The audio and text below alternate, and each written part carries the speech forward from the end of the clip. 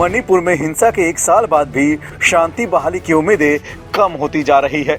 इम्फाल घाटी में ड्रोन बमबारी और आरपीजी के साथ हमले बढ़ रहे हैं। इस बीच कांग्रेस महासचिव प्रियंका गांधी ने एक्स पर अपनी बात रखकर मोदी सरकार को घेरा है। प्रियंका गांधी ने लिखा है कि मणिपुर लगभग 1.5 साल से जल रहा है। रोज हिंसा, हत्याएं, दंगे, विस्थापन, घर जल रहे हैं, परिवार उजड़ रहे हैं, जिंदगियां तबाह हो रही है। हजारों परिवार राहत कैंपों में दिन काटने को मजबूर हैं। प्रधानमंत्री जी ने इसे रोकने का अब तक कोई प्रयास भी नहीं किया। ऐसा कभी नहीं हुआ कि देश के एक राज्य को महीनों तक इस तरह जलता हुआ छोड़ दिया जाए और उस पर बात तक न की जाए। देश की आंतरिक सुरक्षा किसी की इच्छा पर निर्भर नहीं होती, ये अनिवार्य दायित्व है। प्रधानमंत्री जी की उदासीनता अक्षम्य है। वहीं कांग्रेस प्रवक्ता पवन खेड़ा ने भी पीएम मोदी पर जोरदार हमला किया।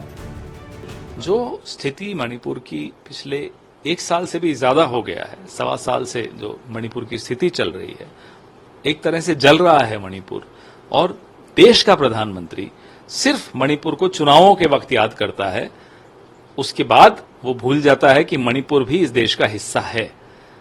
ये बात हम सबको बड़ा परेशान करती है कि देश के प्रधानमंत्री के पास इतना समय नहीं है कि वो मणिपुर जाए। वो पूरे विश्व का ठेका लिए घूम रहे हैं कि मैं वॉर खत्म करवा दूंगा, मैं ये फला करा दूंगा, ढिमका करा दूंगा, लेकिन मणिपुर नहीं जाऊंगा, मणिपुर में मेरी नहीं चल रही। आखिर क्या कारण है कि प्रधानमंत्री जानबूझकर मणिपुर को नजरअंदाज कर रहे हैं? वहीं दूसरी ओर सोमवार को मणिपुर के इम्फाल में ड्रोन हमलों के विरोध में कई स्कूल कॉलेज के छात्र सड़कों पर उतरे, लेकिन ये प्रदर्शन हिंसक हो गया। छात्रों ने राजभवन के मुख्य दरवाजे पर पत्थर फेंके। इस दौरान मौजूद सुरक्षाकर्मी अपनी जान बचाकर वहां से भागते दिखे। राज्य में बढ़ती हिंसक घटनाओं और बिगड़ती कानून व्यवस्था को लेकर 8 सितंबर से ही छात्र सड़कों पर हैं। रविवार को किसमपट के टीडिम रोड पर 3 किलोमीटर तक मार्च के बाद प्रदर्शनकारी राजभवन और सीएम हाउस तक पहुंच गए। पुलिस और सुरक्षा बलों ने उन्हें बैरिकेड लगाकर रोका।